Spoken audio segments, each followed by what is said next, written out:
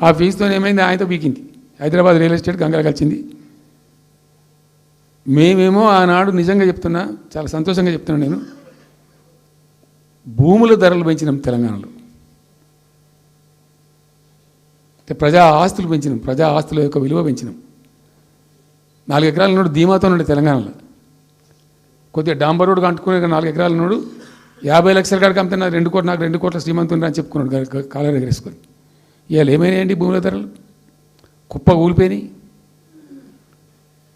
ఇంట్లో అమ్మాయి పెయింట్ ఉంటే ఎకరం అమ్మి చేద్దాం అనుకుంటే కొనే దిక్కులేదు సార్ అని కళ్ళకు నీళ్ళు పెట్టుకుంటారు ప్రజలు. ఇవాళ లేదు, ఒక ఎకరా కూడా అమ్ముడు పోతలేదు, ఇప్పుడు కొంటలేడు. దిక్కు లేకుండా అమ్ముకుంటే ఇష్టం వచ్చిన అడ్డమైన ధరలకు అమ్ముకోవాలి. సో ఈ అరాకిరి మాటలు చెప్పి అడ్డమైన హామీలన్నీ ఇచ్చి నీకు చేసాదగాక కేవలం రాజకీయ అధికారమే మా లక్ష్యం అనే పద్ధతిలో ఇచ్చి ఇలా ప్రజలను వంచి అటు రైతాంగాన్ని నడిపిస్తున్నారు, పేద ప్రజలు నడిపిస్తున్నారు, పేద విద్యార్థులు నడిపిస్తున్నారు, రిటైర్డ్ ఎంప్లాయీస్ నడిపిస్తున్నారు. పచ్చి అబద్ధాలు. కేసీఆర్ చేసిన అప్పులకు వడ్డీలు కట్టలేకపోతున్నావా? కావు ఉతికింది కదా, ఈ చెంప ఆ చెంప వాయించింది కదా. ఎంత కడుతున్నారు? తీసుకున్న అప్పులు ఏంటంటే 2,90,000 కోట్లు మొత్తం కలిపి చెప్పారు కదా చాలా స్పష్టంగా. సో ఇట్లా ఇవన్నీ వాస్తవాలు ఒక పక్కకుంటే అన్ని అబద్ధాలు చెప్పుకుంటూ ఇష్టం వచ్చినట్టు మాట్లాడుకుంటూ ఇక నన్ను తిట్టడానికైతే వాళ్ళ నోరు మొక్కాలిగా. ఎప్పుడో సందర్భంలో కోపం వచ్చి ఒకటి తిట్టినామంటే ఓ మనిషిని మాట వేరు. పొద్దా కాదే కదా నా కేసీఆర్ చచ్చిపోవాలి మాట్లాడినప్పుడల్లా ఎక్కడైనా మాట్లాడు, ఏ సందర్భంలో మాట, నువ్వు కాలేజీలో మాట్లాడు, లేకపోతే ఇంకో కాడ మాట్లాడు, స్కూల్ పిల్లల కాడ మాట్లాడు. గింత అక్కసు ఉంటుంది మనుషులకు. అది కరెక్ట్ అవుతుందా?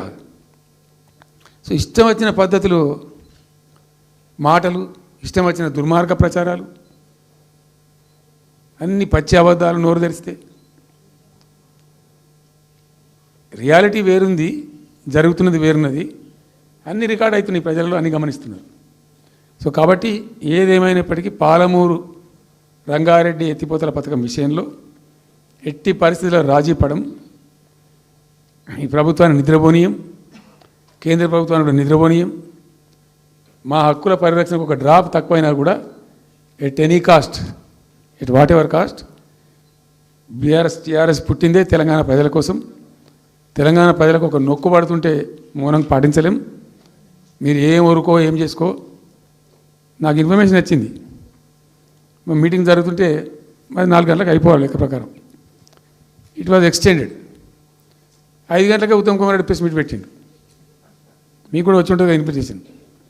ఎందుకు కేసీఆర్ కాగానే మనం ఇంకొక వరుస మళ్ళీ మురగాలి. సిట్ చాటు అది కూడా ఎందుకు మొరగడానికి?